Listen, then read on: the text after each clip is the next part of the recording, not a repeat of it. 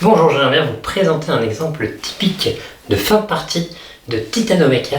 Alors, à ce titre, observez un peu le plateau. On voit qu'on est en fait ici dans une situation totalement désespérée. On est confiné sur le mont Olympe.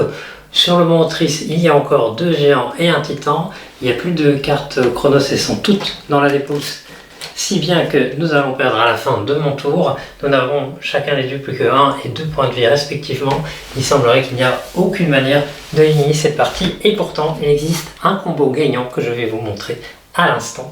Donc je suis Zeus, Poséidon, dans l'exemple se trouve sur cette case que voici et donc je vais commencer. Ma première action, je vais me rendre sur Arès, 1, 2. Je peux traverser cette case car c'est un titan qui est en prison. J'arrive sur Arès, je prends comme indiqué 2 jetons épées que je rajoute à ma réserve et ainsi qu'un jeton d'expérience.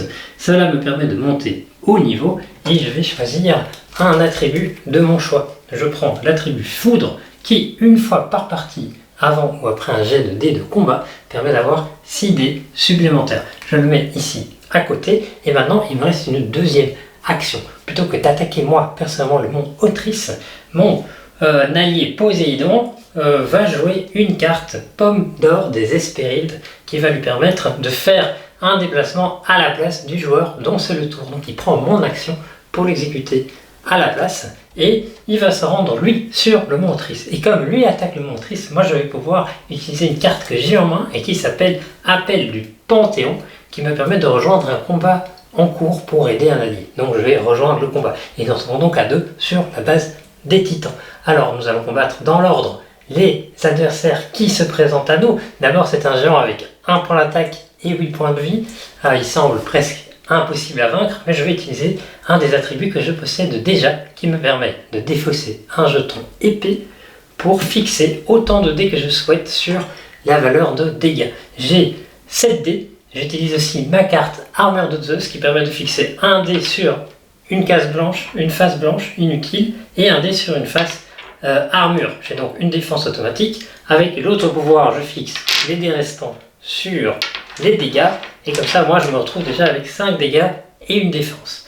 J'indique ce résultat en mettant 5 jetons dégâts et une défense sur moi. Ensuite, Poséidon, qui fait le combat en même temps que moi, va lui lancer ses 6 dés de combat, mais il utilise sa lance d'Achille qui lui permet de fixer 2 dés sur une attaque automatique. Il en lance donc 4 et il obtient le jet suivant avec 2 attaques et 2 points d'expérience. Avec son fil d'Ariane, il va changer 1 point d'expérience en armure. Il a donc à son tour une défense et il a également 4 attaques. J'en avais déjà 5, plus 4, on arrive à 9. Le géant avait 8 points de vie, il est mort. Il nous inflige un dégât à chacun, mais on avait chacun un point d'armure. On survit donc au combat et le géant est éliminé. On affronte le suivant. Le suivant, lui, il a 3 points de dégâts qu'il va infliger à chacun d'entre nous. Ça paraît donc très difficile de survivre. Et par contre, il n'a que 2 points de vie. Comment est-ce qu'on procède? Eh bien, on procède de la même manière. Quant à moi, je vais réutiliser mon armure pour fixer un dé sur blanc et un dé sur le bouclier. Et je vais lancer tous mes autres dés en espérant avoir des défenses. Je me retrouve avec 2 attaques, une expérience, 2 blancs. Et donc, j'ai qu'une défense et 2 attaques. Ça n'a pas l'air mirobolant. Mais néanmoins, le géant est déjà tué avec ses 2 points d'attaque. Ensuite, c'est à Poséidon. Lui, il a 6 dés.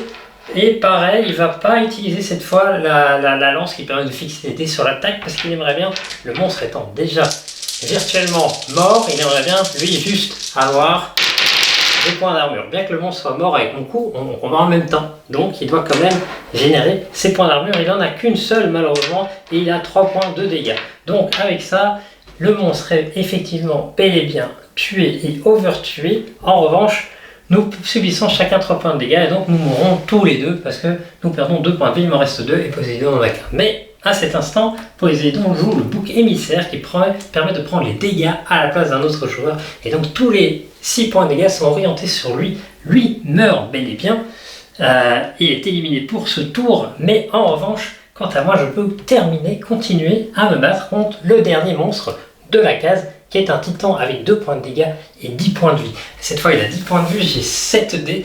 Le combat semble impossible, c'est pourquoi j'utilise le pouvoir de foudre avant de jeter les dés de combat, ce qui va me donner 6 dés supplémentaires. J'en ai donc 7 plus 6, ce qui me fait 13. Plutôt que de lancer 13 dés, je vais utiliser à nouveau un jeton d'attaque avec l'aigle qui va me permettre de fixer ces 13 dés sur des dégâts. Mais simplement, je ne vais pas fixer tous les 13, je vais en fixer 10 sur les dégâts pour tuer le monstre et les 3 restants, je vais les garder pour l'affronter tout en utilisant mon armure qui me donne droit à une défense automatique. Et donc, il ne me reste plus qu'un dé à lancer. Il y en a 10 qui sont fixés sur l'attaque. Il y a une armure, un blanc avec mon armure de Zeus et je lance un dernier dé qui fait un dégât supplémentaire. Alors, le Titan est vaincu, il m'inflige 1 point de dégâts parce qu'il a 2 points d'attaque et que j'avais qu'un point d'armure, mais comme il me reste 2 points de vie, je survis à l'affrontement. Le Titan est mis dans une prison dans laquelle il reste encore un emplacement et comme il n'y a plus d'ennemis, je suis toujours vivant, je peux déclencher la victoire pour l'ensemble de l'équipe. Félicitations Zeus, tu as trouvé le seul et unique combo gagnant.